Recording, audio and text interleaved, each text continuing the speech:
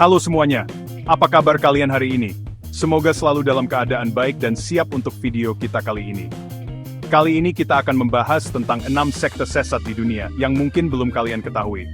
Sekte-sekte ini terkenal dengan praktik-praktiknya yang kontroversial, mulai dari bunuh diri massal hingga pembunuhan. Yuk, simak terus videonya. Tapi ingat, video ini hanya untuk pengetahuan dan informasi saja, bukan untuk ditakuti atau ditiru.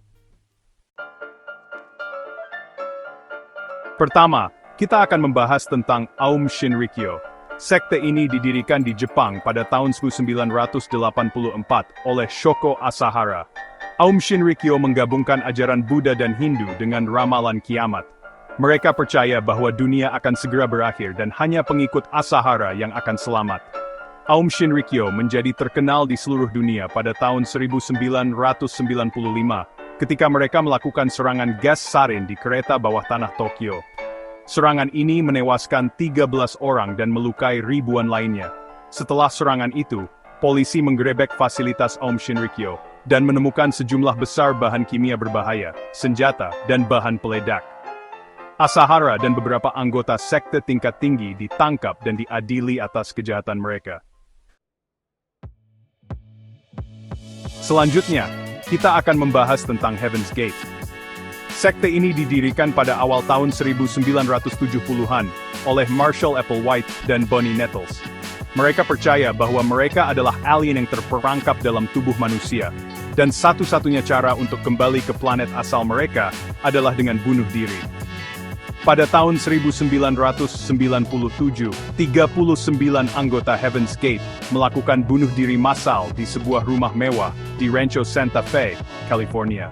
Mereka percaya bahwa bunuh diri akan memungkinkan mereka untuk meninggalkan tubuh duniawi mereka dan bergabung dengan pesawat ruang angkasa alien yang mereka yakini mengikuti komet Hale-Bopp. Kejadian ini mengejutkan dunia dan menyoroti bahaya dari sekte dan pengaruh manipulatif dari para pemimpin karismatik.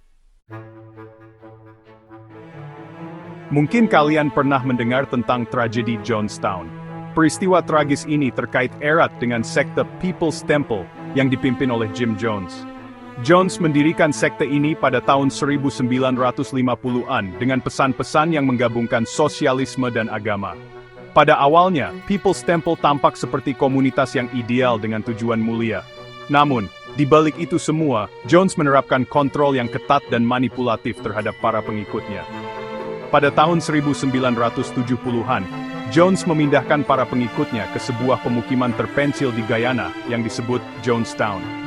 Di sana, ia memerintah dengan tangan besi dan dianggap sebagai sosok yang seperti Tuhan. Puncaknya, pada 18 November 1978, lebih dari 900 orang, termasuk lebih dari 300 anak-anak, meninggal dalam peristiwa bunuh diri massal yang mengerikan. Mereka dipaksa untuk meminum Flavor Aid yang dicampur dengan sianida atas perintah Jones. Chapter 4, Branch Davidians, Api di Waco. Sekte Branch Davidians, sebuah kelompok sempalan dari Gereja Masehi Advent Hari ke-7, dipimpin oleh David Koresh. Koresh dikenal karena interpretasinya yang kontroversial terhadap Alkitab, khususnya Kitab Wahyu, dan ia mengklaim dirinya sebagai nabi.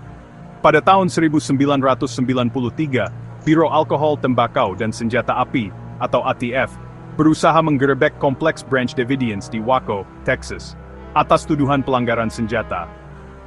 Penggerebekan tersebut memicu pengepungan selama 51 hari yang disiarkan di televisi nasional dan menarik perhatian seluruh dunia.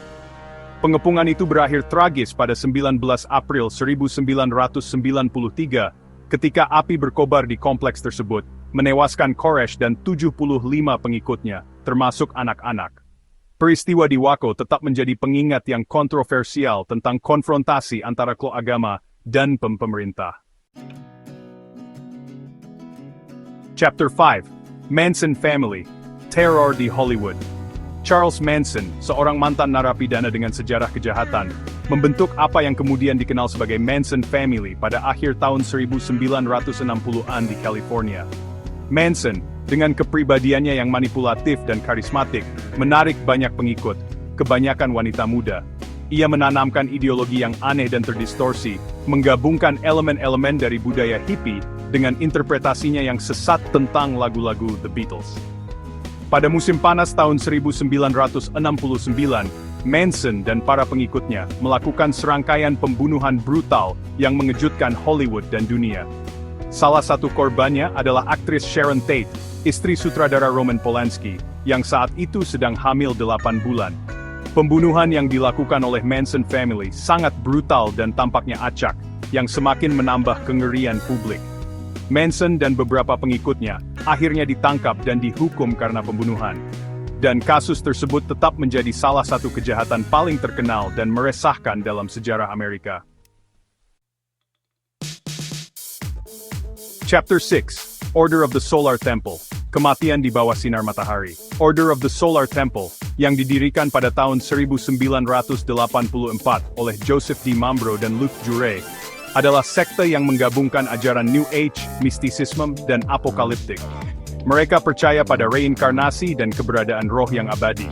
Kelompok ini beroperasi secara rahasia, dengan struktur hierarkis yang ketat dan ritual rahasia. Pada awal tahun 90-an, Order of the Solar Temple menjadi berita utama internasional ketika serangkaian kematian mencurigakan mulai terjadi di Swiss, Kanada, dan Prancis. Anggota sekte tersebut ditemukan tewas dalam apa yang tampaknya merupakan bunuh diri massal dan pembunuhan. Total, 74 orang, termasuk anak-anak, meninggal dalam serangkaian insiden tragis yang terkait dengan Order of the Solar Temple. Para korban sering ditemukan dalam posisi ritualistik, beberapa di antaranya mengenakan jubah dan topeng. Kematian mereka dikaitkan dengan campuran keyakinan apokaliptik, kontrol sekte, dan kemungkinan kegilaan.